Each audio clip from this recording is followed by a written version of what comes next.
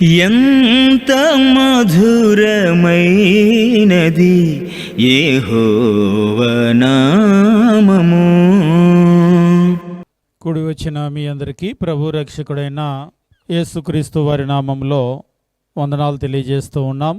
మారిన లోకములో మారని క్రైస్తవ్యము అనేటువంటి ఒక చక్కటి అంశాన్ని ఎంపిక చేసుకోవటం జరిగింది.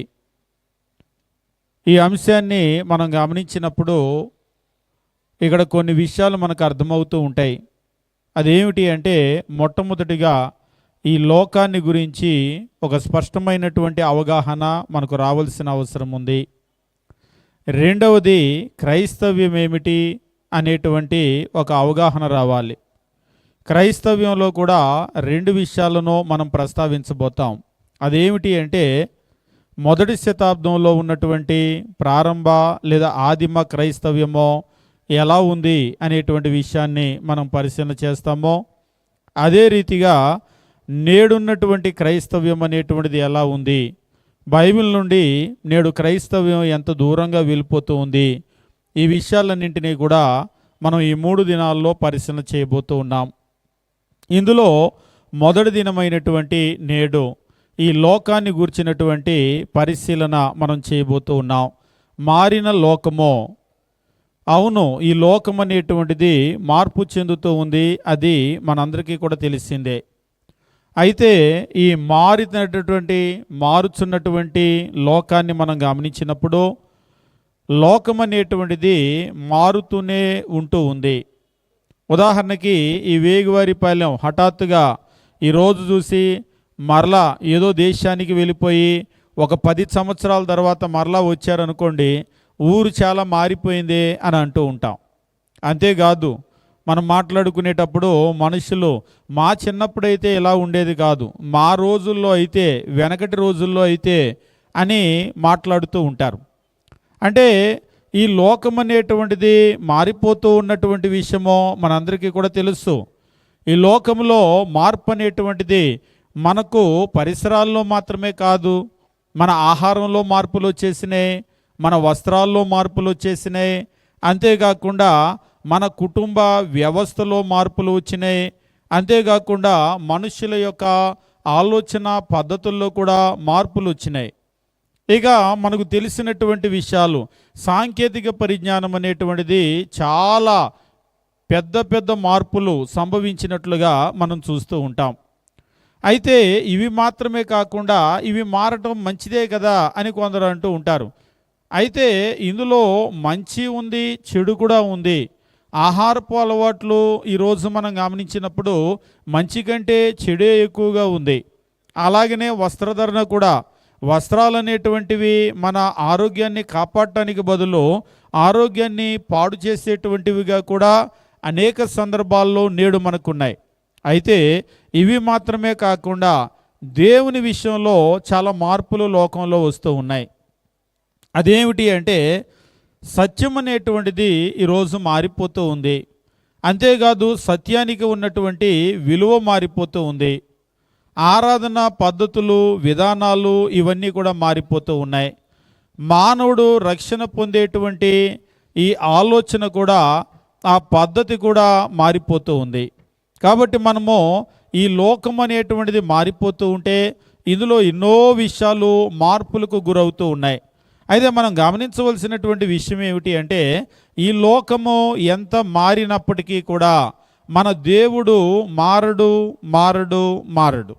మలాకీ గ్రంథము 3వ అధ్యాయము మనం గమనించేటప్పుడు దేవుని వాక్యము బైబిల్లో ఈ రీతిగా తెలియజేస్తూ ఉంటాడు. మలాకీ గ్రంథము 3వ అధ్యాయము మనం గమనించినప్పుడు 6వ వచనం మనం చూసినట్లయితే, యెహోవానైన నేను మార్పు లేనివాడను, యెహోవానైనటువంటి నేను మార్పు లేనివాడను. ఇక్కడ ఒక విషయం గమనించవలసింది ఏమిటి అంటే, ఈ ప్రపంచం ఎంతైనా సరే మారవచ్చు, కానీ మన దేవుడు ఎప్పుడూ కూడా మారడు. ఇందులో మనం నేర్చుకోవాల్సింది ఏమిటి అంటే, విలువలు ఎప్పుడూ కూడా మారిపోకూడదు, సత్యం ఎప్పుడూ కూడా మారిపోకూడదు, దేవుని మాట బైబిల్ ఎప్పుడూ కూడా మారిపోకూడదు, మనం దాన్ని మార్చకూడదు. కానీ దురదృష్టవశాత్తు ఈరోజు ఏమిటి అంటే లోకంలో ఆహారం ఎలా మారిపోయిందో, వస్త్రాలు ఎలా మారిపోయినాయో, మన ఇల్లు ఎలా మారిపోయినాయో, వెనకటికి ఉన్న ఇల్లు ఇప్పుడు లేవు, వెనకటికి ఉన్న వస్త్రాలు ఇప్పుడు లేవు, వెనకటికి ఉన్నటువంటి ఆహారం ఇప్పుడు లేదు. ఒకసారి ఒక పెద్ద ఆయన అంటున్నాడు, ఈరోజు పొద్దున్నే లేస్తే టిఫిన్ అంటే ఇడ్లీ అంటున్నారు, దోశ అంటున్నారు, వడ అంటున్నారు. మా చిన్నప్పుడు ఇవన్నీ మాకు తెలియదండి అని. అసలు వెనకడికి కనుక వెళ్తే ఆయన అంటున్నాడు, ఈ వరి అన్నమే మాకు తెలియదు, ఎప్పుడో పండక్కి మేము తినేవాళ్ళము వరి అనేటువంటిది. కానీ రోజు వరే తింటున్నారు, అంటే వరి బియ్యం ఆహారం అనేటువంటిది. సరే, షుగర్ ఎంత పెరిగిపోయినా అది వేరే విషయం, కానీ ఆహారపు అలవాట్లు కూడా పూర్తిగా మారిపోయినాయి, వస్త్రాలు మారిపోయినాయి, ఇల్లు మారిపోయినాయి.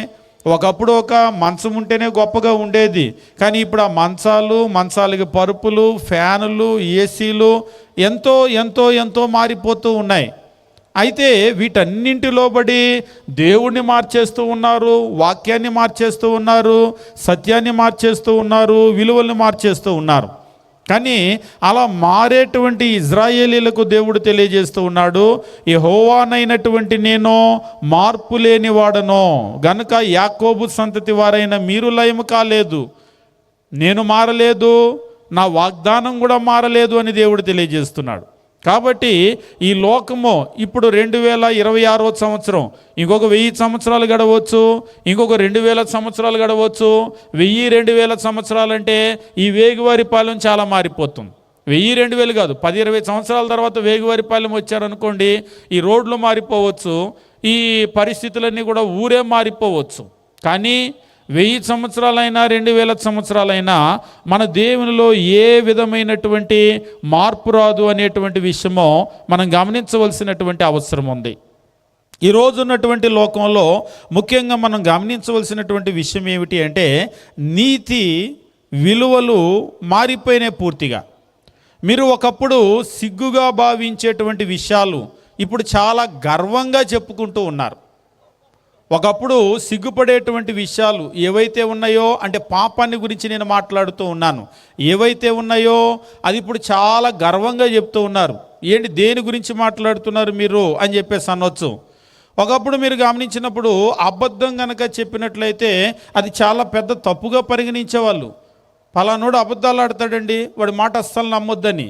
ఈరోజు అబద్ధం అనేటువంటిది ఎలాగైపోయిందో తెలుసా? అబద్ధం అనేటువంటిది ఒక తెలివిగా మారిపోయింది. అబ్బా, భలే చెప్తాడండి ఆ బ్రదర్, చిట్టుకున భలే తప్పించుకుంటాడండి, అది తెలివితేటలు అంటే. ఇది తెలివితేటలా? దీన్ని చూసి పక్కనోడు ఏం చేస్తున్నాడంటే, వాడు కూడా అలా తప్పించుకునేటువంటి తెలివితేటలు అబద్ధాలు నేర్చుకుంటున్నాడు. అలా పోటీ పడి ఏమైపోయిందంటే, నువ్వు అబద్ధం ఆడినందుకు సిగ్గుపడాల్సింది పోయి అబద్ధం ఆడటం అనేటువంటిది ఒక గర్వంగా మారిపోయింది. గర్వంగా మారిపోయి సిగ్గుపడాల్సినటువంటి విషయాలు ఈరోజు తెలివి, జ్ఞానము అని చెప్పేసి లోకం తెలియజేస్తూ ఉంది. అంతేకాదు, మీరు ఒకప్పుడు కనుక గమనించినట్లయితే ఒక చుట్ట తాగితే, ఒక బీడీ తాగితే, ఒక సిగరెట్ తాగితే వాడిని గురించి చాలా చెడ్డగా మాట్లాడుకునేవాళ్ళు. ఎలా ఉండేదంటే పరిస్థితి, పెళ్లి సంబంధాలు మాట్లాడుకోవటానికి వచ్చినప్పుడు పలానా అబ్బాయికి ఏమైనా అలవాట్లు ఉన్నాయా అని అడిగేవాళ్ళు. అక్కడ ఏదైనా సిగరెట్ అంటే ఆ రోజుల్లో చుట్టలు బీడీలు తాగేవాళ్ళు, తర్వాత సిగరెట్లు వచ్చినాయి. ఇప్పుడు మామూలుగా ఏమైపోయిందంటే మందు తాగటం అనేటువంటిది మగ మనిషికి సర్వసాధారణం అయిపోయింది గ్రామాలు. అది కూడా మేము ఒక ఊరు వెళ్ళినప్పుడు చెప్తూ ఉన్నారు, చెడ్డీలు వదిలేసి లుంగీ కట్టడం మొదలైతే చాలు మగపిల్లలకి, అక్కడ వీధి దగ్గరికి వెళ్ళిపోయి అక్కడ వాళ్ళందరూ కూడా కూడుకొని సిగరెట్లు తాగటమో, సిగరెట్ తాగి ఇలాగ రింగులు గాల్లోకి వదులుతున్నారంట పెద్దోళ్ళు వెళ్తుంటే. అదేంటంటే వాళ్ళకి అహంకారం, ఒక గర్వం, అబ్బా ఎలా వదిలాడని. కానీ ఒకప్పుడు సిగ్గుపడేవాళ్ళు. ఒకసారి ఒక వ్యక్తి అంటున్నాడు, మేము మా అప్పుడు చదువుకునేటప్పుడు రాత్రిపూట మేము సిగరెట్లు తాగేవాళ్ళం అండి, కొత్తలో. ముదిరిపోయిన తర్వాత కాదు, కొత్తలో. కానీ ఈరోజు కుర్రోళ్ళు అలాగ లేరు. కొత్తలోనే బజార్లో గాల్లోకి వదులుతూ ఉన్నారు, మీదకు వదులుతూ ఉన్నారు. ఏమిటంటే మగపిల్లలు అది అహంకారానికి, గర్వానికి పెద్దవాడైపోయాడు, గొప్పవాడైపోయాడు అన్నట్లుగా లోకం వాళ్ళని ప్రశంసిస్తూ ఉంది. అంటే ఈరోజు లోకం అనేటువంటిది ఎలా వెళ్ళిపోతుందంటే దాన్ని చూసి అభినందించేసరికి గణపరిచేసరికి ఈ పిల్లలు కూడా చెడ్డీలు తొడుక్కున్నవాడు నేనెప్పుడు లుంగి కట్టుకోవాలి, నేనెప్పుడు అక్కడ వీధిలోకి వెళ్ళాలి, నేనెప్పుడు సిగరెట్ కాల్చాలి అనేటువంటి ఒక తపనతో పెరుగుతున్నాడు. ఎప్పుడైతే ఆ వయస్సు వచ్చిందో ఆ వయస్సు రాగానే ఆ బాటలో వెళ్ళిపోతూ ఉన్నాడు. అందుకనే మీరు గమనించండి, సంఘాలలో కూడా చిన్నప్పుడు సండే స్కూల్కి వచ్చినటువంటి పిల్లలు యవ్వన ప్రాయం వచ్చిన తర్వాత తప్పిపోతూ ఉన్నారు. నేడున్నటువంటి ఈ లోకం ఎలా ఉందంటే ఒకప్పుడు సిగ్గుగా భావించినటువంటి, సిగ్గుగా తలంచినటువంటి విషయాలను ఈరోజు అది చాలా గర్వంగా గొప్పగా చెప్పుకునేటువంటి లోకంలో మనం ఉన్నాం. ఒకప్పుడు వ్యభిచారం అనేటువంటిది చాలా తప్పుగా ఉండేది, కానీ ఈరోజు వ్యభిచారం అంటే నేను దేని గురించి మాట్లాడుతున్నానంటే భార్యను వదిలిపెట్టి లేదా భార్యను ఉంచుకొని ఇంకొక ఆమెను ఉంచుకున్నట్లయితే లేదా ఇద్దరితో గనక ఉన్నట్లయితే అక్రమ సంబంధము అని చెప్పేసి అనేవాళ్ళు. ఈరోజు అసలు ఏమైపోయిందంటే వివాహం అనేటువంటి మాటే లేకుండా కలిసి జీవించటము అని చెప్పేసి అంటూ ఉన్నారు, సహజీవనము అని చెప్పేసి అంటూ ఉన్నారు. ఒకప్పుడు భార్యాభర్తలు ఎక్కడైనా సరే విడిపోతే విడాకులు చాలా పెద్దగా చెప్పుకునేవాళ్ళు. ఫలానా ఆవిడి సంసారం చేయకుండా భర్తను వదిలిపెట్టి వచ్చిందంట అని చెప్పుకునేవాళ్ళు. ఈవేళ అసలు దాని గురించి ఏమీ లేదు. అంటే ఈరోజు లోకం ఎలాగ అయిపోయిందంటే కుటుంబ విషయంలో కూడా పతనావస్థకు వెళ్ళిపోయింది. ఒకప్పుడు పిల్లలు కనుక మాట వినకపోతే వాళ్ళ పిల్లలు అసలు మాట వినరండి, ఎలా పెంచారు అలా పెంచారు అనేవాళ్ళు. అసలు ఇప్పుడు ఏ ఇంట్లో పిల్లల మాట వింటలేదు. కాబట్టి నేడు ఉన్నటువంటి లోకము ఎలాంటి స్థితిలో ఉంది అంటే టెక్నాలజికల్గా చాలా ఇంప్రూవ్మెంట్స్ వచ్చినాయి, మంచిదే. అంతేకాకుండా వైద్య విషయంలో చాలా ఇంప్రూవ్మెంట్స్ వచ్చినాయి, మంచిదే. ఎడ్యుకేషన్ అనేటువంటిది చాలా డెవలప్ అయింది, మంచిదే. కాబట్టి ఈ మంచితో పాటు ఏమైపోయిందంటే మనకు ఉన్నటువంటి ఆహారపు అలవాట్లు నశించిపోతూ ఉన్నాయి, మంచి వస్త్రాలు నశించిపోతూ ఉన్నాయి, కుటుంబ వ్యవస్థలు నశించిపోతూ ఉన్నాయి. నీతి అనేటువంటి దానికి విలువ లేకుండా పోయినటువంటి పరిస్థితుల్లో, పాపం అనేటువంటిది గర్వంగా గొప్పగా చెప్పుకునేటువంటి పరిస్థితుల్లో నేడు మనం జీవిస్తూ ఉన్నాం. ఇది కొన్ని వేల సంవత్సరాల క్రితమే మనం గమనించినప్పుడు ఇది ఈవేళ భారతదేశంలోనో మరే దేశంలోనో ఉత్పన్నమైనటువంటి సమస్య మాత్రమే కాదు.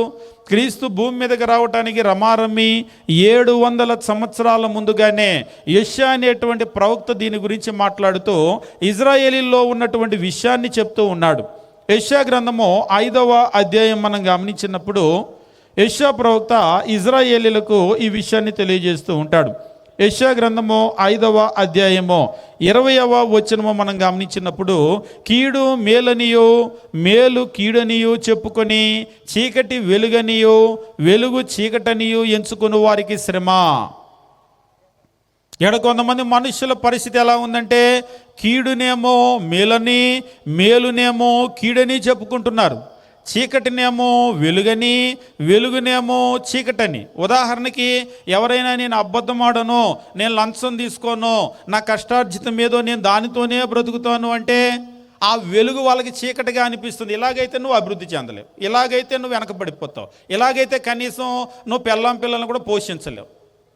అంటే ఈరోజు ఏమైపోయిందంటే పూర్తిగా విలువలనేటువంటివి మారిపోతూ ఉన్నాయి. ఏది మంచి ఏది చెడు అనేటువంటి ఆ డెఫినేషన్ అంతా కూడా మార్చేస్తూ ఉన్నారు. కీడునేమో మేలని చెప్తూ ఉన్నారు, మేలునేమో కీడని చెప్తూ ఉన్నారు. చీకటినేమో వెలుగని అంటూ ఉన్నారు, వెలుగునేమో చీకటని అంటూ ఉన్నారు. క్రీస్తు భూమి మీదకి రావటానికి రమారమి 700 సంవత్సరాల ముందుగా ఈ భూమి మీద జీవించినటువంటి యెషయా అనేటువంటి ప్రవక్త ఇప్పుడు ఉన్నటువంటి ఇదే విషయం ఈరోజు ప్రపంచంలో మనం ఏ సమస్య అయితే ఎదుర్కొంటున్నామో దాని గురించి ఆయన మాట్లాడుతూ కీడు మేలని, మేలు కీడని, చీకటి వెలుగని, వెలుగు చీకటని ఎంచుకున్న వారికి శ్రమ, చేదు తీపి అని, తీపి చేదు అని ఎంచుకునేటువంటి వారికి శ్రమ అని తెలియజేస్తూ ఉన్నాడు.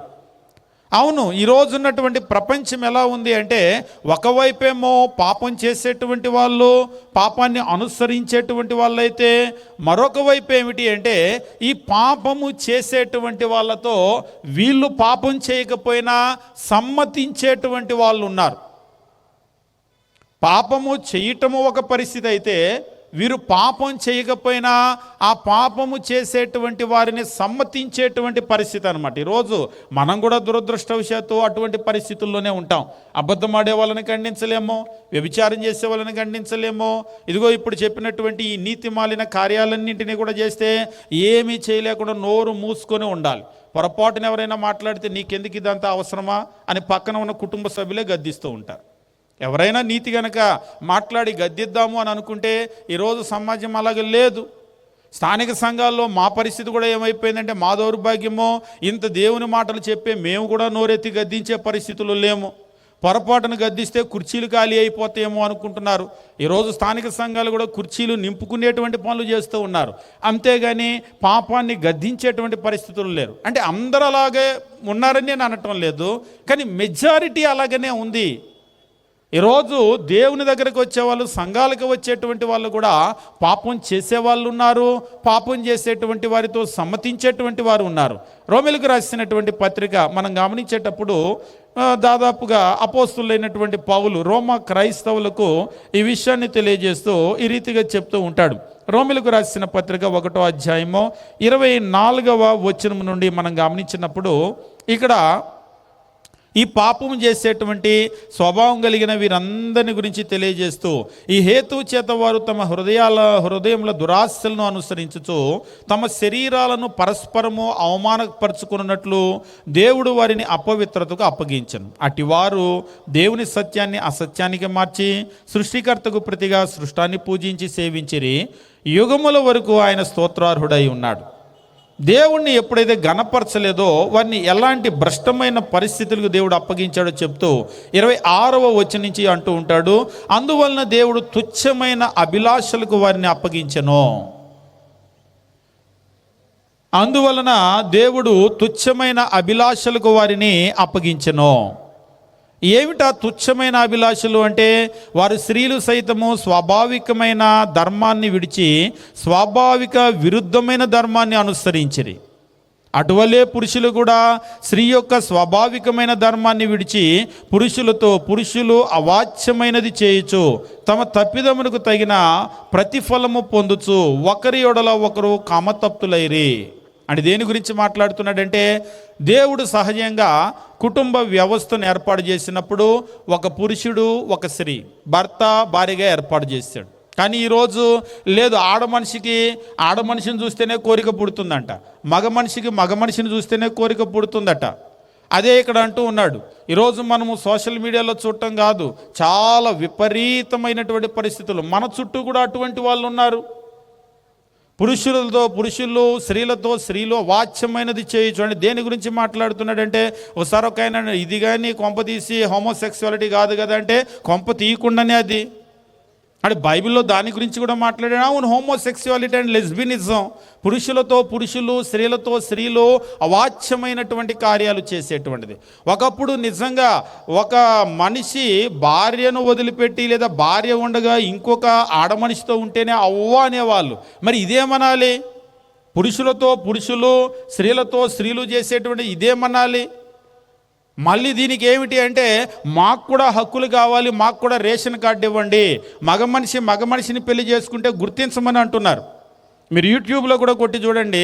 ఈరోజు మన దేశంలో కాదు కానీ మగ మనిషికి పెళ్ళి ఎలాగైతే చేస్తారో, ఆడపిల్లను పట్టుకొని తల్లిదండ్రులు తెచ్చి ఎలాగైతే ఒక చేతులు అంటే ఒక భర్త చేతిలో పెడతారో నేను చూసి ఆశ్చర్యపోయాను. ఇద్దరు మగ మనుషులు పెళ్లి చేసుకుంటుంటే ఆ మగ మనిషిని వాళ్ళమ్మ నాన్న తెస్తున్నారు, ఈ మగ మనిషిని వీళ్ళమ్మ నాన్న తెస్తున్నారు పెళ్ళికి. వాళ్ళిద్దరి చేతులు దగ్గరుండి వీళ్ళు కలుపుతున్నారు. దానికి చుట్టాలని, బంధువుల్ని అందరినీ కూడా పిలిచి మనకు ఎలాగైతే పెళ్లి జరుగుతుందో అలాగనే జరుగుతుంది అంతా. అందులో ఫోటోగ్రాఫర్లు, అందులో వీడియోగ్రాఫర్లు, అందులో అట్టహాసంగా జరుగుతుంది. అందులో మిస్ అయింది ఒకటే, ఏమిటి అంటే, ఒక పురుషుడు ఒక స్త్రీ మధ్య జరగాల్సిన వివాహము పురుషుల మధ్యలో జరుగుతుంది, స్త్రీల మధ్యలో కూడా జరుగుతుంది. కానీ ఏమిటో దురదృష్టం ఏమిటి అంటే, దాన్ని మనం ఖండించకపోగా సమ్మతించేటువంటి ఒక సొసైటీలో, సమాజంలో మనం ఉన్నాము. దాన్ని సమ్మతించేటువంటి సంఘాలలో మనం ఉన్నాము. సమాజంలో మాత్రమే కాదు, ఇది మరొక మెట్టు పైకెక్కి సంఘాలలో మనం ఉన్నాము. పాపాన్ని ఖండించలేనటువంటి ఒక పరిస్థితిలో, ఈరోజు లోకము చాలా మారిపోయింది. ఆ మారిపోయినటువంటి లోకంలో మనమందరము కూడా మనం మిగిలిపోయాం. కాబట్టి ఈరోజు మన చుట్టూ ఉన్నటువంటి లోకం ఎలా ఉంది అనేటువంటి విషయాన్ని మనము గుర్తించవలసినటువంటి అవసరం ఉంది. చాలామంది అనుకుంటున్నారు లోకము చాలా డెవలప్ అయిపోయిందని. అవును, డెవలప్ అయ్యే విషయాల్లో డెవలప్ అయింది, అభివృద్ధి చెందింది. పతనమయ్యేటువంటి విషయాలలో లోకం అనేటువంటిది పతనమైపోతూ ఉంది. ఇంకా ఈ పతనం ఇంతటితో అవ్వదు, ఇంకా నీచమైనటువంటి స్థితికి వెళ్ళిపోయేటువంటి పరిస్థితులు ఉన్నాయి. కుటుంబాలనే కనుక మనం గమనించినట్లయితే ఒకప్పుడు ఉన్నటువంటి పరిస్థితులు లేవు. బైబిల్లో తెలియజేస్తూ ఉంటాడు, నీ తల్లిని తండ్రిని సన్మానించు అని చెప్పేసి దేవుని వాక్యం తెలియజేస్తూ ఉంటాడు. అది పాత నిబంధనలో ధర్మశాస్త్రంలో కావచ్చు, నిర్గమకాండ 20వ అధ్యాయంలో మనం చూస్తూ ఉంటాం. ఎఫెసీయులకు రాసిన పత్రిక 6వ అధ్యాయం 1-3 వచనాల్లో కావచ్చు. పిల్లలకు దేవుడు చెప్పినటువంటి ఆజ్ఞ ఏమిటి అంటే నీ తల్లిని తండ్రిని సన్మానించు అని చెప్పేసి అంటూ ఉంటాడు. అపోస్తులైనటువంటి పౌలు ఎఫెసీయులకు రాసినటువంటి పత్రిక మనం గమనించినప్పుడు 6వ అధ్యాయం మనం చూసినట్లయితే 1వ వచనమో 2వ వచనమో మనం చూసినప్పుడు దేవుని వాక్యం ఈ రీతిగా చెప్తూ ఉన్నాడు, పిల్లలారా ప్రభువునందు మీ తల్లిదండ్రులకు విధేయులై ఉండండి, ఇది ధర్మమే, దిస్ ఈజ్ రైట్ అంటూ ఉన్నాడు. Children obey your parents in the lord, this is right, ఇది ధర్మమే. అంతేకాదు 2వ వచనము, నీకు మేలు కలుగునట్లు నీ తండ్రిని తల్లిని సన్మానించు, అప్పుడు నీవు భూమి మీద దీర్ఘాయుష్మంతుడుగా అవుదువు. నువ్వు భూమి మీద దీర్ఘాయుష్మంతుడు అవ్వాలి అంటే మంచి ఆహారం తీసుకోవటం కాదు, పొద్దున్నే చీకటితో లేవటం కాదు, లేకపోతే పొద్దున్నే చీకటితో లేచి ఒక అరగంట నడవటం కాదు, లేకపోతే వ్యాయామం చేయటం కాదు. నువ్వు ఇవన్నీ చేసినా సరే నీ తల్లిని తండ్రిని కనుక సన్మానించకపోతే దేవుడు ఇచ్చేటువంటి ఆ దీర్ఘాయుష్షు దేవుడు ఇవ్వడు. నీ ఆయుష్ దేవుని చేతిలో ఉంది. ఒక మనిషి అంటూ ఉన్నాడు, నేను పొద్దున్నే లేస్తానండి, చీకటితో ఖచ్చితంగా 1 గంట నేను వ్యాయామం చేస్తాను, మంచి ఆహారం నేను తీసుకుంటాను, కాబట్టి ఈ అలవాట్లన్నీ కూడా నన్ను చాలా కాలం జీవింపజేస్తాయని అన్నాడు. చెయ్యొచ్చు, అదేంటి చెయ్యొచ్చు అని అటు ఇటు కాకుండా చెప్తున్నారంటే, అవును చెయ్యొచ్చు. ఒకవేళ రోడ్డు మీద వెళ్తాము, ఏ యాక్సిడెంట్ అయిపోతే ఎగిరిపోకూడదా? ఏ ఆరోగ్యంగా ఉన్న వాళ్ళకి యాక్సిడెంట్లు అవ్వకూడదా? కాబట్టి ఇదంతా కూడా ఏమిటి అంటే నువ్వు ఎంత కష్టపడినప్పటికీ కూడా ఒకసారి మీరు చూడండి, ఆరోగ్యంగా ఉన్న వాళ్ళు పుట్టుకుని చచ్చిపోతారు, అనారోగ్యాలతో తుమ్ముకుంటా దగ్గుకుంటా ఇన్ని మాత్రలు పెట్టి మింగే వాళ్ళు ఏమో చాలా కాలం బ్రతుకుతూ ఉంటారు. ఆయుష్ దేవుడు ఇచ్చేటువంటిది. అలాగని మనల్ని శ్రద్ధ తీసుకోవద్దని నేను చెప్పటం లేదు.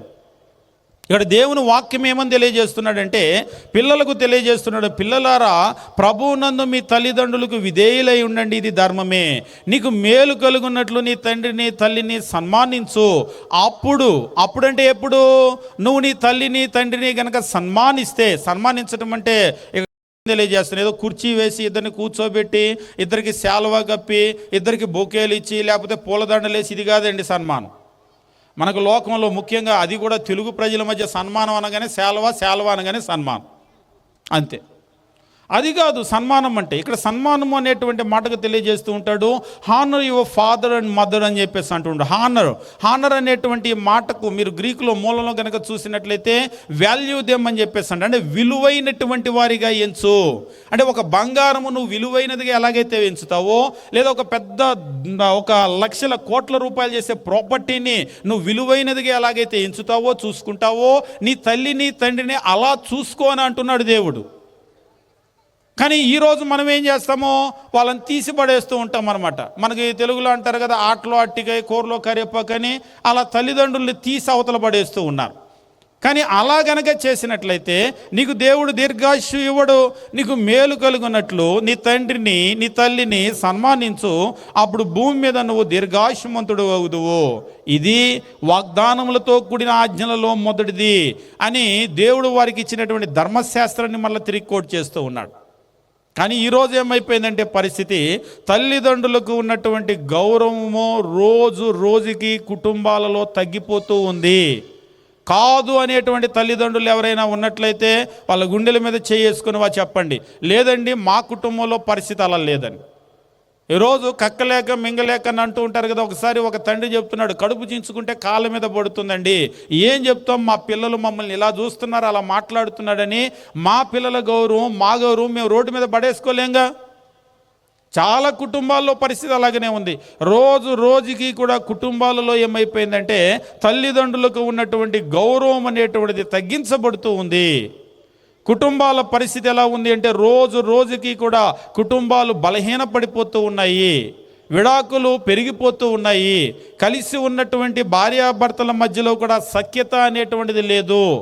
ఒకే ఇంట్లో అండర్ వన్ రూఫ్ అని అంటూ ఉంటారు కదా, ఒకే కప్పు కింద వాళ్ళు జీవిస్తూ ఉన్నారు కానీ కలిసి జీవించటం లేదు. చాలా రోజులు కాదు, చాలా నెలలుగా మాట్లాడుకొని భార్యాభర్తలు ఉన్నారండి. మీరు నమ్ముతారా? ఒకసారి ఒక కుటుంబానికి వెళ్తే ఆశ్చర్యపోయాను. కొన్ని సంవత్సరాల నుంచి భార్యాభర్తలు మాట్లాడుకోవట్లేదట, సంవత్సరాల నుంచి. కానీ ఇద్దరు ఒకే ఇంట్లో కలిసి జీవిస్తున్నారు. కారణం ఏమిటి అంటే ఆమె అంటుంది, మరి పిల్లలు ఉన్నారు కదా, వాళ్ళ మొహం చూసి కాపురం చేస్తున్నాను అంది. అంటే కాపురం చేయటం అంటే ఒకే కప్పు కింద ఉండటమా? అంటే ఆమెకు అర్థమైన కాపురం అది. అంటే నిజంగా ఆమె లోపల ఎంత పెయిన్ ఉందో మొత్తం నాకు తెలియదు, నాకు అంతా చెప్పలేదు. కానీ పిల్లలు ఉన్నారు, పిల్లలు ఎదుగుతున్నారు, పెళ్ళిడికి వచ్చారు, ఇప్పుడు నేను వెళ్ళిపోతే బాగోదు, ఆమెకు అంత కష్టం ఉంది. ఈరోజు నిజంగా ఎలాంటి లోకంలో మనం ఉన్నామంటే లోకం చాలా మారిపోయింది. మనం అనుకుంటూ ఉన్నాం చాలా అభివృద్ధి వైపే చూస్తూ ఉన్నాము, కానీ ప్రమాదపు అంచుల వైపు లోకం అనేటువంటిది వెళ్ళిపోతూ ఉంది. ఎలాగ వెళ్ళిపోతూ ఉంది అంటే అనేక విషయాల్లో, ఇందాక మనం చూసినట్లుగా నీతి అనేటువంటి విషయంలో పూర్తిగా ఆ డెఫినేషనే మార్చేసి ఏమైపోయిందంటే సిగ్గుపడాల్సినటువంటి విషయాలలో వాళ్ళు గర్వంగా భావిస్తూ ఉన్నారు, గొప్పగా భావిస్తూ ఉన్నారు. మాకు కూడా హక్కులు ఇవ్వండి అని ఆడ మగ పెళ్లి చేసుకొని కలిసి ఉండి వాళ్ళు రోడ్డుకెక్కే పరిస్థితి మనం చూస్తూ ఉన్నాం. అంతేకాదు కుటుంబాలను కూడా గమనించినప్పుడు తల్లిదండ్రుల గౌరవం అనేటువంటిది పూర్తిగా తగ్గిపోవటమో, అస్సలు లేకుండా పోవటమో, భార్యాభర్తల మధ్య ఉన్నటువంటి బంధాలు అనేటువంటివి పూర్తిగా బలహీనపడిపోవటమో. అంతేకాదు ఇక పిల్లల విషయానికి కనుక వచ్చినట్లయితే పిల్లలు అసలు మా కంట్రోల్లో లేరని తల్లిదండ్రులు ఒప్పేసుకుంటున్నారు. మేం పెంచలేకపోతున్నాము అనే మాట ఈరోజు ఎక్కువగా వింటూ ఉన్నాం. అంటే ఎందుకు మా దగ్గర చెప్తారంటే ప్రార్థన చేయించుకోవటానికి, మా పిల్లల గురించి ప్రార్థన చేయండి, పెంచటం మా వల్ల కావటం లేదు, మా మాట అస్సలు వినటం లేదు అని చెప్తున్నారు. అదేదో మీసాలు గడ్డాలు వచ్చిన పిల్లలకు కాదు. ఒకసారి ఒక పెద్ద ఆయన అంటున్నాడు, ఒకప్పుడైతే వాళ్ళు పిల్లలు అంటే చిన్నప్పుడే పిల్లలు కానీ పెద్దయిన తర్వాత అంటే మీసాలు గడ్డాలు వచ్చిన తర్వాత మాట వినరు అనుకునే వాళ్ళంట. ఇప్పుడు అసలు చిన్నప్పుడు కూడా పిల్లలు మాట వినటం లేదు. కుటుంబాలు ఎలా తయారైపోయినాయి అంటే వెనకడికి కనుక చూసినట్లయితే అడ్డాలనాడే పిల్లలు గడ్డాలనాడు పిల్లలు కాదని, గడ్డాలు వస్తే మాట వినేవాళ్ళు కాదు అంటున్నారు. ఇప్పుడు గడ్డాలు కూడా రావాల్సిన అవసరం లేదు, ఇంత పిల్లలు రా అంటే రారు. ఇప్పుడు పిల్లల పరిస్థితి కూడా ఎలా అయిందంటే నువ్వు చెప్పావుగా నేను చేయను.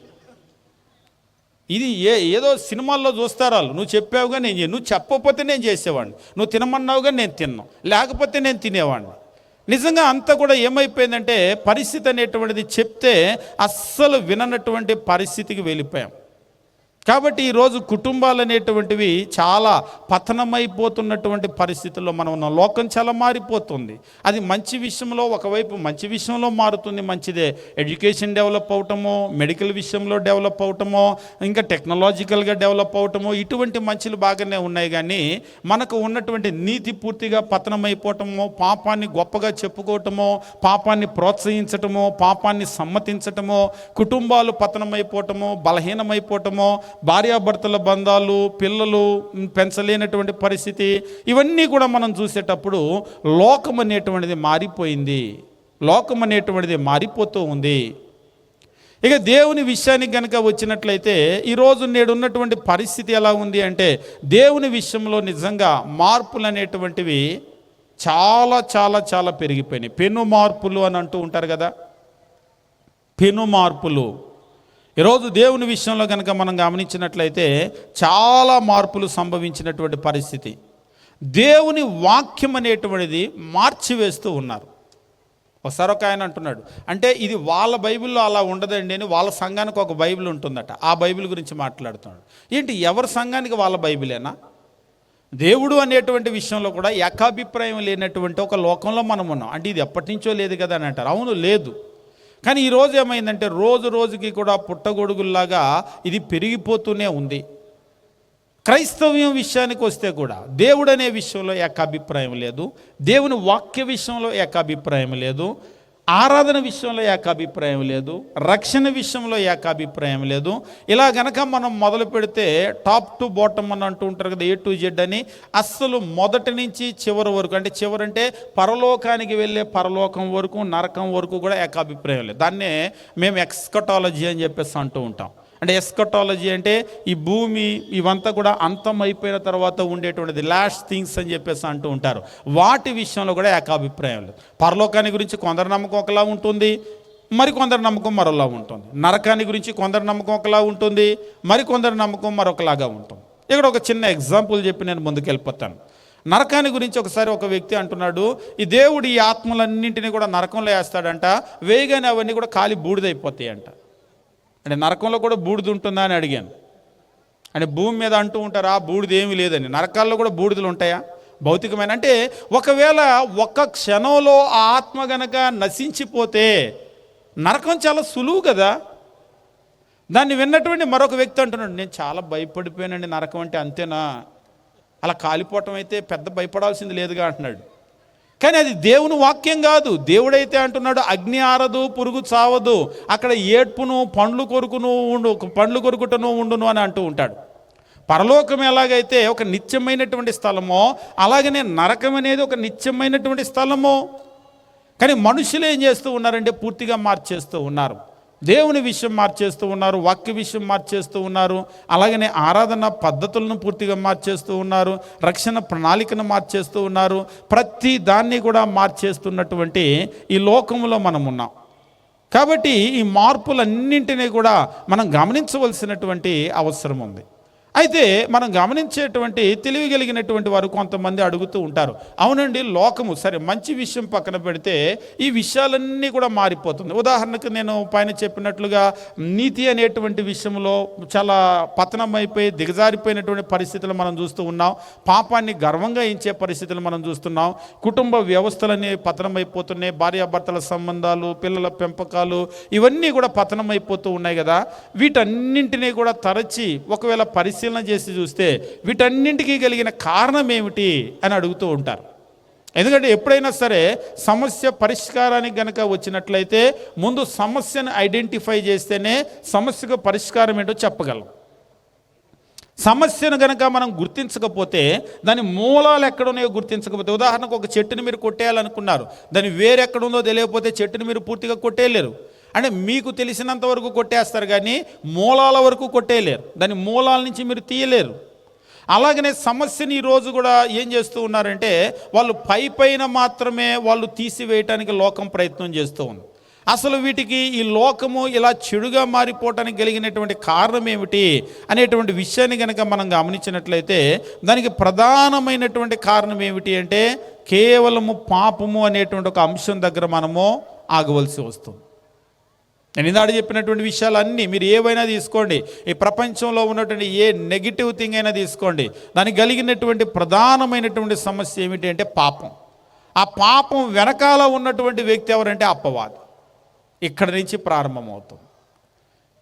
కాబట్టి ఈ లోకంలో ఇదంతా కూడా ఇది ఎలా మారిపోతూ ఉంది, ఎందుకు ఇలా మారిపోతూ ఉంది, ఎందుకు ఈ విషయాలన్నీ కూడా పతనమైపోతూ ఉన్నాయి అనేటువంటి విషయాన్ని కనుక మనం గమనించినట్లయితే ఇదంతా కూడా పాపం వల్ల జరుగుతూ ఉంది. ఆదికాండం 3వ అధ్యాయం బైబిల్ని చదివేటువంటి వారికి బాగా తెలుసు. దేవుడు ఆదామును హవ్వను చేసినప్పుడు, వారిని ఏదైనా తోటలో ఉంచినప్పుడు మొదట వారి పరిస్థితి బాగుంది. దేవునితో కూడా వారి రిలేషన్ అనేటువంటి సంబంధం చాలా చక్కగా ఉంది, చాలా సంతోషంగా మనం అంటూ ఉంటాం కదా, ఆహ్లాదంగా గడుపుతున్నటువంటి దినాలు అవి. కానీ ఎప్పుడైతే దేవుడు వద్దు అన్నటువంటి ఒక పని చేశారో, సర్పము ప్రేరేపించి ఆ పని చేయించాడో, ఎప్పుడైతే వాళ్ళు పాపం చేశారో ఇక అక్కడ నుంచి మానవ జాతికి కష్టాలు ప్రారంభమైనాయి. రోమిలకు రాసిన పత్రిక 5వ అధ్యాయం 12వ వచనంలో అపోస్తలుడైనటువంటి పౌలు రోమాలో ఉన్నటువంటి క్రైస్తవులకు తెలియజేస్తూ ఈ విషయాన్ని ఈ రీతిగా చెప్తూ ఉంటాడు. రోమిలకు రాసినటువంటి పత్రిక 5వ అధ్యాయము 12వ వచనం మనం గమనించినప్పుడు 5వ అధ్యాయం 12వ వచనము, ఇట్లుండగా ఒక మనిషిని ద్వారా పాపము, పాపము ద్వారా మరణము లోకములో ఎలాగూ ప్రవేశించెనో, ఇట్లుండగా ఒక మనుషుని ద్వారా పాపము, పాపము ద్వారా మరణము లోకములో ఎలాగూ ప్రవేశించెనో. దీని అంతటికీ కూడా మూలం ఏమిటి అంటే ఒక మనుషుని ద్వారా పాపం లోపలికి వచ్చింది, ఆ పాపం ద్వారా మరణం లోపలికి వచ్చింది. ఇది వచ్చిన తర్వాత మనుషులందరూ పాపం చేస్తున్నారు కాబట్టి మరణం అందరికీ సంప్రాప్తమాయను. కాబట్టి ప్రతి మనిషి కూడా, అంటే ఎవరో పాపం చేసిన కొంతమంది అంటూ ఉంటారు, ఆదాం ఆ రోజు పాపం చేశాడు కాబట్టి ఈరోజు నాకు ఈ పరిస్థితి అని అంటాడు. లేదు, ఆదాం పాపం ఆదాముకే. ఇది ఒక పర్సనల్ అకౌంట్ లాంటిది. సిన్ అనేటువంటిది ఎవరి పాపం వాళ్ళకే. అంతేగాని ఆదాము పాపం చేశాడు కాబట్టి దేవుడు మనందరినీ నరకంలో వేయటం లేదు. ఆదాము పాపం చేశాడు, ఆ పాపము లోకంలో ప్రవేశించింది. లోకంలో ప్రవేశించింది, నీలో ప్రవేశించలేదు, లోకంలో ప్రవేశించింది. నువ్వెప్పుడైతే పాపం చేసావో అప్పుడు మాత్రమే ఆ పాపము నీలోకి ప్రవేశిస్తూ ఉంటుంది. ఇలాగనే కన్ఫ్యూజ్ అయ్యి వాళ్ళు పొరపాటు పడి దేవునితో మాట్లాడుతూ, మా పితరులు పాపం చేశారు, నువ్వు మమ్మల్ని బబులోని చెరకు పంపించావంటే, అటువంటి వాళ్ళతో దేవుని వాక్యం తెలియజేస్తూ ఎహెజ్కేలు ప్రవక్త ఈ రీతిగా చెప్తూ ఉంటాడు. బైబిల్లో మనం గమనించేటప్పుడు ఎహెజ్కేలు గ్రంథం కనుక చూసినట్లయితే పాపాన్ని గురించి చాలా చక్కగా ఇక్కడ ఈ విషయాన్ని తెలియజేస్తూ ఉంటాడు. పాపం అనేటువంటిది ఎవరి పాపానికి దేవుడు మరొకరికి శిక్ష విధించడు, ఎవరి పాపం అనేటువంటిది వారిదే. ఎహెజ్కేలు గ్రంథం 18వ అధ్యాయం మనం గమనించినప్పుడు 2వ వచనంలో, తండ్రులు ద్రాక్షకాయలు తినగా పిల్లల పళ్ళు పులిసేవని మీరు చెప్పుచున్నారే, మీరు చెప్పుచూ వచ్చేదరే, ఇజ్రాయేలీల దేశమును గురించి ఈ సామెత మీరు ఎందుకు పలికెదరు? నా జీవము తోడు ఈ సామెత ఇజ్రాయేల్లో మీరుక పలకరు, ఇదే ప్రభువైన యెహోవా వాక్కు. తండ్రులు ద్రాక్షకాయలు తింటే పిల్లల పళ్ళు ఎలా పులుస్తాయి? అంటే దేని గురించి మాట్లాడుతూ ఉన్నాడంటే, వాళ్ళు పాపం చేశారు, మాకు శిక్ష పడింది అన్నటువంటి విధంగా వాళ్ళు మాట్లాడుతూ ఉన్నారనమాట. 20వ వచనం మనం గమనించినప్పుడు దేవుడు చాలా క్లియర్గా స్ట్రైట్గా చెప్తూ ఉంటాడు, పాపము చేయువాడే మరణము నొందును. తండ్రి యొక్క దోష శిక్షను కుమారుడు మోయటం లేదని, కుమారుని దోష శిక్షను తండ్రి మోయడు. నీతిపరుని నీతి ఆ నీతిపరునికే చెందును, దుష్టిని దుష్టత్వము ఆ దుష్టునికే చెందును. కాబట్టి ఆదాం పాపం చేశాడు, లోకంలోకి ప్రవేశించింది పాపం, కానీ నీలో కాదు. నువ్వెప్పుడైతే పాపం చేస్తావో అప్పుడే ఆ పాపం వల్ల నువ్వు బాధించబడతావు. రోమీయులకు రాసిన పత్రిక 5వ అధ్యాయం 12వ వచనం అదే తెలియజేస్తున్నాడు. ఇట్లుండగా ఒక మనుషుని ద్వారా పాపం ద్వారా మరణము లోకములో ఎలాగూ ప్రవేశించనో, అలాగనే మనుష్యులందరూ పాపము చేసినందున మరణము అందరికీ సంప్రాప్తమాయనో. కాబట్టి ఈ లోకము ఎందుకు ఇలా మారిపోతుంది, ఎందుకు ఇలా పతనం అయిపోతూ ఉంది, ఎందుకు ఇలా పాపంలో పడిపోతూ ఉంది, ఎందుకు ఇలాగ కుటుంబాలు విచ్ఛిన్నమైపోతూ ఉన్నాయి, నాశనం అయిపోతూ ఉన్నాయి? దీని అంతటి వెనకాల సమస్య ఏమిటి అంటే పాపం అని. ఇంకా క్లియర్గా చెప్పండి, పాపం నాకెలా కనెక్ట్ అవుతుంది అని అంటూ ఉంటాడు. పాపము నీకు ఎలా కనెక్ట్ అవుతుందంటే, ఎప్పుడు కూడా ఈ పాపము అపవాది ఏం చేస్తాడంటే, దాని వెనకాల ఉన్నటువంటి అపవాది నువ్వు దీవించబడాలి, నువ్వు బాగుండాలని దేవుడు ఎలా కోరుకుంటున్నాడు, నువ్వు నాశనం అయిపోవాలి, తాను వెళ్ళేటువంటి నరకంలోకి నువ్వు కూడా రావాలి అని అపవాది మనల్ని గురించి కోరుకుంటున్నాడు, మనలో ప్రతి ఒక్కరిని గురించి కోరుకుంటున్నాడు. కాబట్టి మనం కూడా పాపంలో పడినట్లయితే మనము కూడా అపవాది వెళ్ళేటువంటి ఆ నరకానికి, మనం కూడా అగ్నిగుండానికి మనం కూడా వెళ్తాం. అందువల్ల ఆయన ఏం చేస్తూ ఉంటాడంటే, మనుషుల్లో ఆ కోరికలను ప్రేరేపిస్తూ ఉంటాడు. ఈ పాపానికి కలిగిన ప్రధానమైన కారణం ఏమిటి అంటే, మనుషుల్లో ఆ కోరిక ప్రేరేపిస్తూ ఉంటాడు. నిజంగా మనిషిలో ఆ కోరిక గనక లేకపోతే, పెద్దవాళ్ళు చెప్తారు, పరిగెత్తి పాలు తాగటం కంటే నిలబడి నీళ్లు తాగటం మేలు అని. మనం కూడా చెప్తాం, కానీ పరిగెత్తూ ఉంటాం, చాలా దూరం పరిగెడుతూ ఉంటాం, వెనక్కి తిరిగి రాలేనంత దూరం పరిగెడుతూ ఉంటాం, దేశం వదిలిపెట్టి పరిగెత్తేస్తూ ఉంటాం, ఎక్కడికో పరిగెత్తేస్తూ ఉంటాం. దీని అంతటా కలిగిన కారణం ఏమిటి అంటే మన కోరికలు. యోహాను రాసిన మొదటి పత్రిక 2వ అధ్యాయం మనం గమనించేటప్పుడు దేవుని వాక్యం ఈ రీతిగా తెలియజేస్తూ ఉంటాడు. యోహాను రాసినటువంటి మొదటి పత్రిక 2వ అధ్యాయం మనం గమనించినప్పుడు 15వ వచనం నుంచి మనం పరిశీలన చేసినట్లయితే, ఈ లోకమునైనను లోకములో ఉన్నవాటినైనను ప్రేమింపకుడి. ఎవడైనను లోకమును ప్రేమించిన యెడల తండ్రి ప్రేమ వానిలో ఉండదు అని అంటున్నాడు. ఈ లోకములో ఉన్నదంతయు అనగా శరీరాశియు, నేత్రాశియు, జీవపుడంబము తండ్రి వలన పుట్టినవి కావు, అవి లోక సంబంధమైనదే. ఇదంతా కూడా ఎలా వచ్చింది అంటే ఇదంతా కూడా తండ్రి వలన పుట్టినటువంటిది కాదు అని అంటున్నాడు. ఈ లోకములో ఉన్నదంతా అంటే ఏముంది? శరీరాశ, నేత్రాశ, జీవపు డంబము, ప్రైడ్ ఆఫ్ లైఫ్ అని అంటూ ఉంటాడు. ప్రైడ్ ఆఫ్ లైఫ్, జీవపు డంబము అంటే గర్వం అన్నమాట. ఇదంతా కూడా తండ్రి వలన వచ్చింది కాదు. శరీరానికి ఆశ, నేత్రాశ, కంటికి ఆశ, తర్వాత జీవపు డంబం, గర్వం. వాళ్ళకుందా, నాకు ఉండాలి. చాలా సందర్భాల్లో మనము మన అవసరాల కొరకు కష్టపడం. మరి దేని కొరకు కష్టపడతాం? ఈరోజు చూడండి, మనుషులకి ఉన్న బట్టలే మళ్ళీ కొంటారు.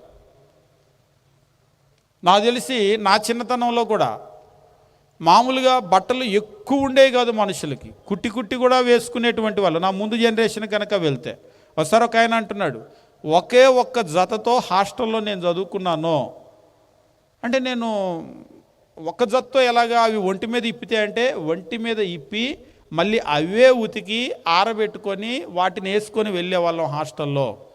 501 సబ్బు ఉండేది, అంకి కాదు సబ్బు, ఆ సబ్బు ఉండేది, వాటితో ఉతుక్కునే వాళ్ళం మేము. ఆ రోజుల్లో వాళ్ళకి అంటూ ఉంటారు కదా, ఇలాంటి ఎలక్ట్రిసిటీ అనేటువంటిది లేదు. బాగా డబ్బున్న వాళ్ళలో కరెంటు ఉండేది. అప్పట్లో కిరసనాయలు పోసుకొని వాళ్ళు దీపం వెలిగించుకొని ఉండేవాళ్ళు ఇళ్ళలో, అటువంటివి. తర్వాత మనుషులు ఏమైపోయిందంటే, మనుషులకు కోరిక. వాస్తవంగా ఏమిటి అంటే, మనకు కూడా ఈరోజు బీరువా తీస్తే 10 జతలు 20 జతలు ఉంటాయి. 20 జతలు ఉన్న తర్వాత కూడా పండగ వచ్చిందని 21వ జత కొంటాడు. ఇన్ని జతలు ఉన్నాయి, అన్నీ నువ్వు తొడగాలి కదా అంటే, అవును పండగ వచ్చినాయి అందరూ కొనుక్కుంటున్నారు, నేను పాత బట్టలు వేసుకుంటే తగ్గకూడదు నేను అంటే. వాస్తవంగా ఇది నీ అవసరాన్ని బట్టి కొనలేదు. ఎందుకు కొన్నావు? జీవపు డంబము, నీ గర్వం అన్నమాట. నాకు కావాలి, నేను తగ్గకూడదు. ఈరోజు నిజంగా మన వాచ్లో మన గర్వం ఉంటుంది, మన బట్టల్లో మన గర్వం ఉంటుంది, మన ఇంటిలో మన గర్వం ఉంటుంది, ఇంటి ముందు ఆపే కారులో గర్వం ఉంటుంది, మోటార్ సైకిల్లో గర్వం ఉంటుంది, ఇంకా చెప్పాలంటే ఇంట్లో ఉండే ఫర్నిచర్ అంతటిలో కూడా మన గర్వం ఉంటుంది. ఈరోజు దీంతోనే మన జీవితాలంతా కూడా నాశనం అయిపోతూ ఉన్నాయి. సాధారణమైనటువంటి మనం బ్రతకటానికి కావాల్సిన బట్టలు, బ్రతకటానికి కావాల్సిన ఆహారం, బ్రతకటానికి కావాల్సిన ఇల్లు అయితే ఈ నప్పులు ఈఎంఐలు ఉండవు. ఒక ఆయన అంటున్నాడు, నిజంగా అండి, ఇంత ఇల్లు నేను కట్టి ఈఎంఐలు కడుతూ ఉన్నాను కదా, రిటైర్ అయ్యే వరకు మొత్తం పెట్టాడంట. ఒక స్కూల్ టీచర్ ఆయన రిటైర్మెంట్ వరకు కూడా ఈఎంఐలు కట్టుకోవాలి. మరి ఇంత ఇల్లు ఎందుకు కట్టారు అంటే, నేనే కాదండి, ఏరియాలో అందరూ కట్టారు. ఏరియాలో అందరూ కట్టారని చెప్పేసి ఏం మాస్టారు మీరు అంటున్నారంటే, ఆ ఏరియాలో గవర్నమెంట్ ఉద్యోగస్తుని కదా, మరి నేను కట్టకపోతే బాగుండదు, నాకు కాదులే కానీ ముందు ఇంట్లో ఉన్నటువంటి ఆవిడ ఉంది కదా, ఆవిడ చుట్టాలు బంధువులు, ఏంటి మీ ఆయన మాస్టర్ అయ్యుండి మీరు ఇల్లు కట్టలేకపోవటం, సరే ఇక ఎందుకులే ఇదంతా అని చెప్పేసి ఆయన కూడా ఒక లోన్ తీసేసుకొని ఇల్లు కట్టేశాడు.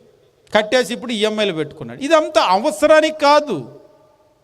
నిజంగా ఈరోజు మనం లోకంలో కనుక గమనించినట్లయితే, లోకములో ఉన్నదంతా అనగా శరీరాశ, నేత్రాశ, జీవపుడంబము తండ్రి వలన పుట్టినవి కావు. ఈ కోరికలతో మనిషి పరిగెత్తి మనిషి పాపంలో పడిపోతూ ఉన్నాడు.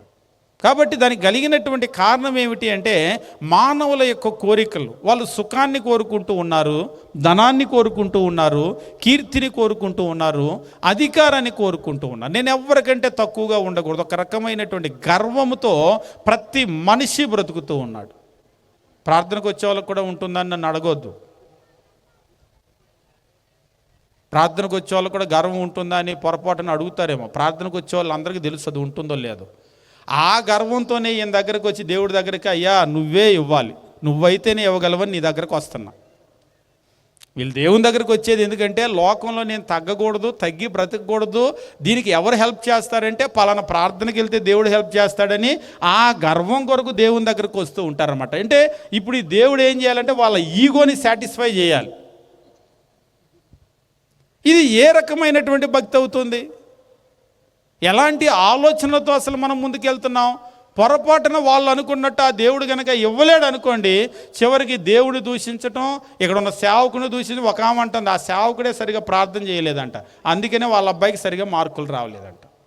ఇదేంటి ఆయా సేవకుడు, ఇదేంటండి అత్త మీద కోపం దుత్త మీద చూపించినట్టు ఆడు చదవలేదు పనికి మాలినోడు వచ్చి నన్ను అంటుంది ఆమె.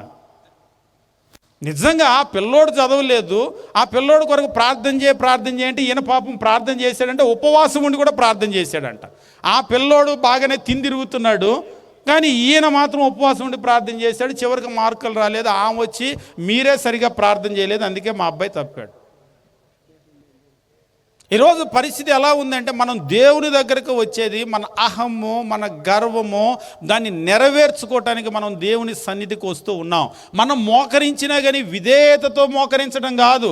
నేను మోకాళ్ళు వేస్తే దేవుడు అదేదో త్వరగా చేస్తాడు కాబట్టి నేను మోకాళ్ళు వేస్తాను, మళ్ళీ అది లేట్ అవ్వకూడదు కాబట్టి.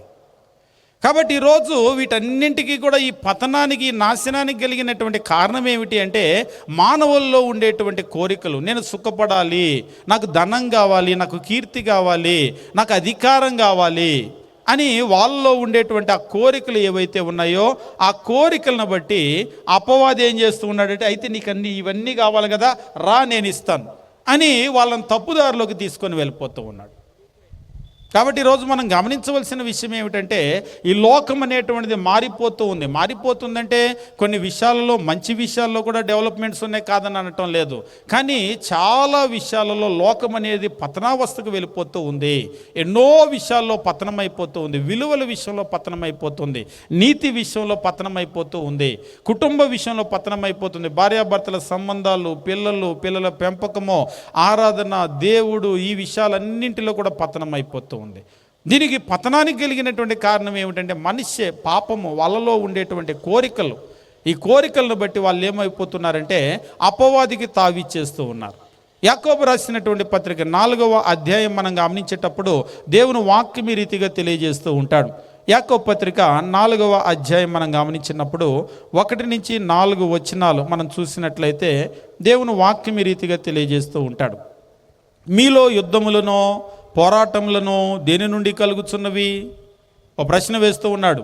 మీలో యుద్ధాలు, పోరాటాలు దేని నుండి కలుగుచున్నవి? మీ అవయవముల్లో పోరాడు మీ భోగేచ్ఛల నుండియే కదా. ఇవన్నీ కూడా దేని నుంచి కలుగుతున్నాయి? మీ అవయవముల్లో పోరాడేటువంటి మీ భోగేచ్ఛల నుండియే కదా. భోగేచ్ఛలు అనేటువంటిది అదేదో కొంతమంది వేరే రకంగా అర్థం చేసుకుంటూ ఉంటారు. ఆంగ్లంలో కనుక గమనించినట్లయితే, what causes quarrels, what causes fights among you? Is it not this, that your passion are at war within you? Your passion అంటే కోరికలు, తీవ్రమైన కోరికలు, రగిలిపోయే కోరికలు. దాన్నే తెలుగులో భోగేచ్ఛలు అని అన్నాడు. ఇచ్చ అంటే కోరిక, భోగం అంటే సుఖపడాలి. ఆ సుఖము అనేటువంటి కోరికల్లో నుంచి ఇవన్నీ కూడా మీకు కలుగుతున్నాయి పోరాటాలు. నువ్వు చక్కగా నిలబడి నీళ్లు తాగాలనుకుంటే నీలో పోరాటం ఏమి లేదు. కొంతమంది అంటారు కలో గంజో తాగాని అంటారు. ఇప్పుడు అలా కాదు, అప్పు చేసినా కానీ, ఈఎంఐ కట్టినా కానీ బిర్యానీ తినాలి. పరిస్థితులు అట్లున్నాయి. ఒకప్పుడు బిర్యానీ అంటే ఎప్పుడో తినేవాళ్ళు, ఇప్పుడు రోజు బిర్యానీ అమ్ముతున్నారు హోటళ్ళల్లో. నేను ఒకసారి ఎవరు తింటారు రోజు బిర్యానీ అంటే, ఒక ఆయన అంటున్నాడు పెట్టాలి కానీ రోజు తింటాంగా మనం కూడా అని. ఎండాకాలం కూడా తింటారు, మే నెలలో కూడా తింటారు. ఆ స్పైసెస్ వల్ల ఒకవేళ శరీరం వేడెక్కి పాడైపోతే అవసరమైతే మందులు వాడుకుంటారు, కానీ వద్దని మాత్రం అన్నారు. ఏంటంటే తినాలనే కోరిక, ఈ నాలుక, జిహ్వ చాపల్యం అని అంటూ ఉంటారు కదా. మనలో చాలా కోరికలు ఉన్నాయి. అదే చెప్తూ ఉన్నాడు, ఈ పోరాటాలన్నీ ఎందుకు కలుగుతున్నాయి? మీలో యుద్ధములు, పోరాటాలు దేని నుండి కలుగుతున్నవి? మీ అవయవముల్లో పోరాడు మీ భోగేచ్ఛల నుండియే కదా. That your passions are at war within you. Passions, మీలో ఉండే ఆ తీవ్రమైన కోరికలు. 2వ వచనంలో చెప్తున్నాడు, మీరు ఆశించుచున్నారు కానీ మీకు దొరకటం లేదు, నరహత్య చేయుదురు, మత్సరపడుదురు కానీ సంపాదించుకొనలేరు, పోట్లాడుదురు, యుద్ధము చేదురు కానీ దేవుని అడగనందున మీకేమీ దొరకదు.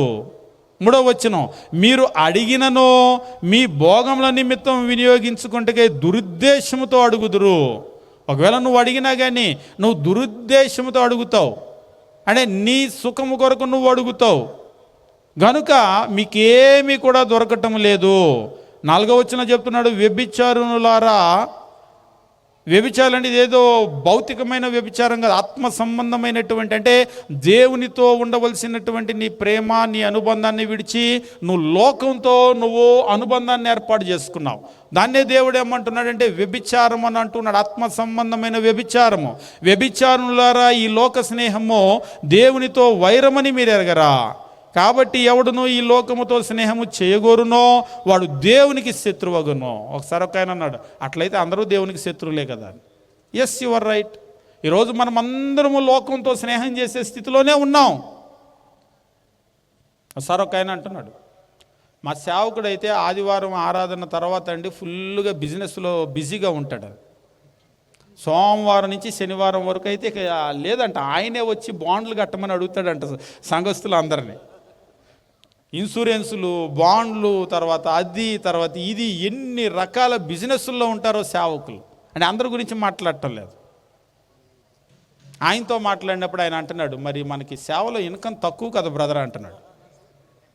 అంటే సేవలో ఇన్కమ్ తక్కువ అని చెప్పేసి సైడ్ ఇన్కమ్లు అని చెప్పేసి దానిలో ఒక ఏజెంట్గా చేరాడట. ఆ ఏజెంట్గా చేరి నేను చెప్పాను, మీరు దేవునికి ఎంత నమ్మకంగా పనిచేస్తున్నారో కానీ మీ కంపెనీ మాత్రం మీకు అవార్డు ఇవ్వాలండి, దానికి చాలా నమ్మకంగా చేస్తున్నారు. దేవునికి ఒక ఆదివారమే పనిచేస్తున్నాడు కానీ కంపెనీకి 6 రోజులు పనిచేస్తున్నాడు. 6 రోజులు కాదు, 7 రోజులు. ఆదివారం ఆరాధన అయిపోగానే మళ్ళీ అదే డ్యూటీలో ఉంటాడంట. నిజంగా మనలో ఉన్నటువంటి కోరికలు, సేవకులు కూడా చాలా కోరికలు, ఆ కోరికల వల్ల ఏమవుతున్నారంటే పరుగులు పెడుతూ ఉన్నారు. దేవుని దగ్గర కూడా ఎందుకు వస్తున్నామంటే ఆ కోరికలు నెరవేర్చుకోవటానికి దేవుని సహాయం కావాలి కాబట్టి మనం దేవుని దగ్గరకు వస్తున్నాం. అంతకు మించి ఆయన మీద ప్రేమతో రావటం లేదు.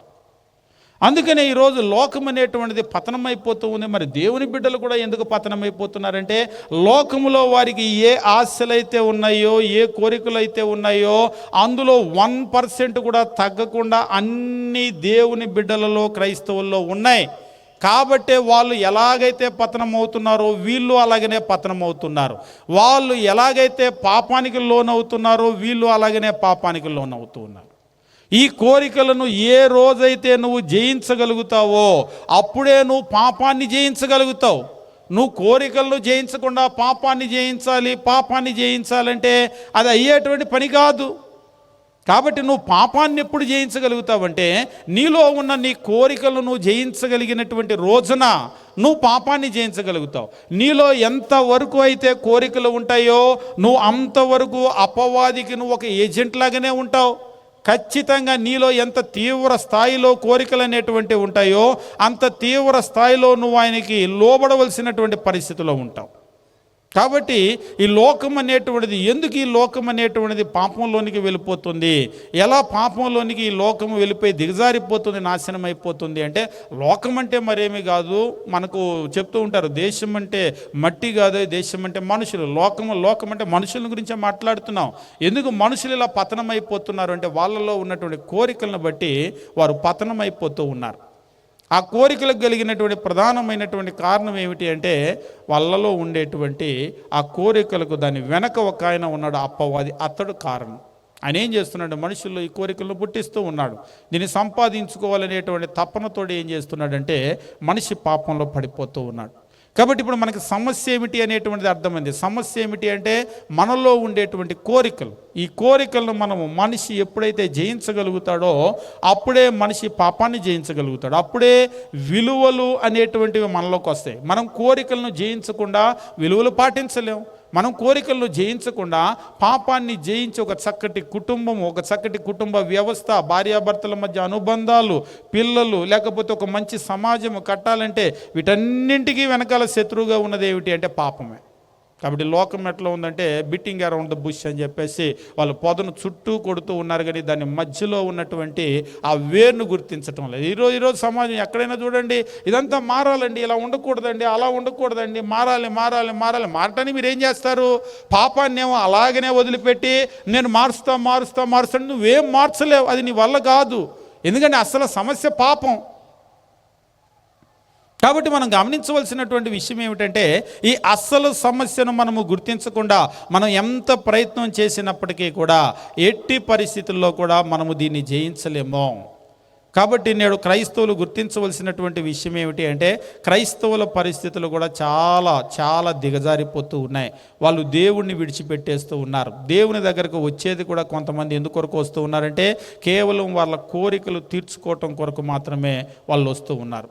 బాధ్యత లేనటువంటి వారిగా వాళ్ళు క్రైస్తవులు ఉంటున్నారు. వాళ్ళు కూడా లోకంలో వాళ్ళు ఎలాగైతే స్వేచ్ఛను కోరుకుంటూ ఉన్నారో అలాగా స్వేచ్ఛను కోరుకునేటువంటి క్రైస్తవులుగా ఉంటూ ఉన్నారు. ఆ స్వేచ్ఛ ఏం చేస్తుందంటే పూర్తిగా వాళ్ళను పతనం చేసేటువంటి పరిస్థితిలోకి మారిపోయింది.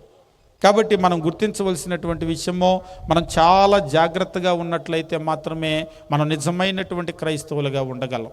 దీనికి క్రైస్తవ్యానికి ఏంటండి సంబంధం అంటాడు. ఉన్నదంతా కూడా దానికే సంబంధం. ఎందుకంటే నువ్వు ఒక లోకస్తుడిలాగా లోకస్తుని ఆలోచనలు నీలో ఉన్నట్లయితే ఒక నిజమైన క్రైస్తవునిగా నువ్వు ఎప్పుడూ ఉండలేవు.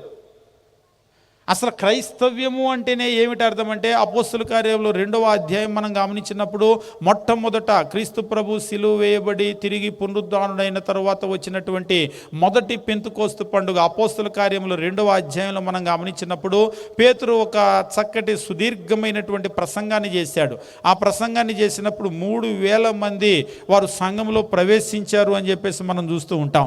అపోస్తలుల కార్యములు 2వ అధ్యాయం మనం గమనించినప్పుడు ఈ 2వ అధ్యాయం ఆయన తెలియజేస్తూ ఉంటాడు. పేతురు ప్రసంగంలో 2వ అధ్యాయము మనం గమనించినప్పుడు 40వ వచనము నుంచి మనం చూసినట్లయితే ఇంకను అనేక విధములైన మాటలతో సాక్ష్యం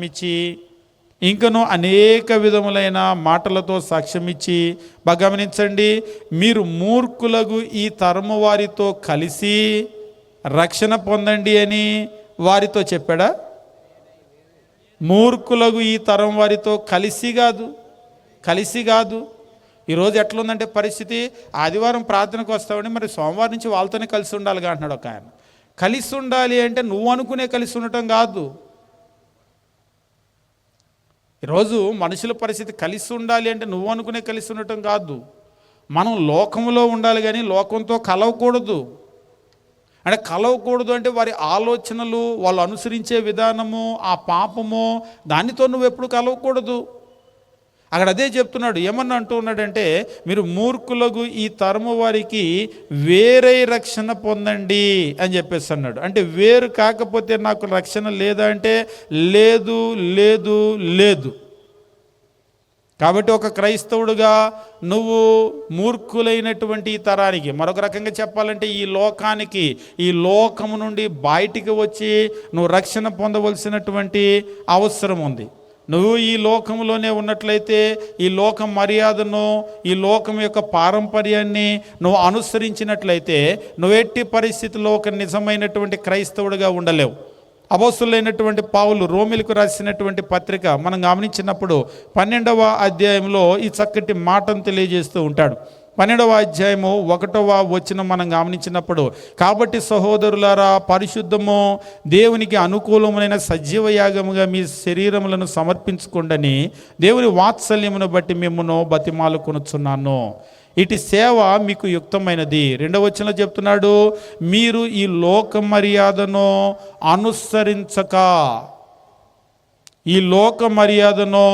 అనుసరింపక ఉత్తమమును అనుకూలమును సంపూర్ణమై ఉన్న దేవుని చిత్తం ఏదో పరీక్షించి తెలుసుకున్నట్లు మీ మనస్సు మరి నూతనమగుట వలన రూపాంతరం పొందండి. ఇందాక అపోస్తలుల కార్యములు 2వ అధ్యాయంలో పేతురు గారు చెప్తున్నాడు, మూర్ఖులైన ఈ తరం వారికి వేరే, అంటే లోకానికి వేరుగా మీరు ఉండాలి. వేరుగా ఉండాలంటే లోకం నుంచి ఏ అడవికో వెళ్ళిపోవటం అని కాదు. వేరుగా ఉండటం అంటే వాళ్ళ ఆలోచనలతో మీరు కలవద్దు, వాళ్ళు జీవించినట్లుగా మీరు జీవించవద్దు, వాళ్ళ కోరికల్లాగా మీ కోరికలు పరుగులు పెట్టొద్దు. కాబట్టి మీరు వారికి వేరుగా ఉండాలి. ఇక్కడ రోమీయులకు రాసినటువంటి పత్రికలో పౌలు గారు తెలియజేస్తున్నారు, మీరు ఈ లోక మర్యాదను అనుసరించొద్దు. ఈ లోకం ఎలా వెళ్తుందో ఆ దారిలో మీరు వెళ్ళొద్దు. మరి మేమెందులో వెళ్ళాలి అంటే మాకు వేరే దారి ఉందంటే, అవును, ఉత్తమమైనటువంటిది ఏమిటో, అనుకూలమైనది ఏమిటో, సంపూర్ణమై ఉన్నటువంటి దేవుని చిత్తం ఏంటో మీరు పరీక్షించి తెలుసుకున్నట్లుగా మీ మనస్సు మారి నూతన మగుట వల్ల రూపాంతరము పొందండి. మీరు ఎప్పుడైతే రూపాంతరం పొందుతారో అప్పుడు మీకు అది అర్థమవుతుంది. మీరు లోకములో ఉన్న ఒక మనిషిగా ఉన్నంత వరకు, పాత మనిషిగా ఉన్నంత వరకు మీకు ఇది అర్థం అవ్వదు. అది ఎవరికి అర్థమవుతుందంటే మీరు రూపాంతరము చెందండి, అప్పుడు అవన్నీ మనకు అర్థమవుతాయి. కాబట్టి ఈరోజు మనం ఏం గమనిస్తూ ఉన్నామంటే ఈ లోకం అనేటువంటిది మారిపోతూనే ఉంది. చాలా విషయాల్లో ఆ మార్పు స్పష్టంగా కనబడుతూ ఉంది.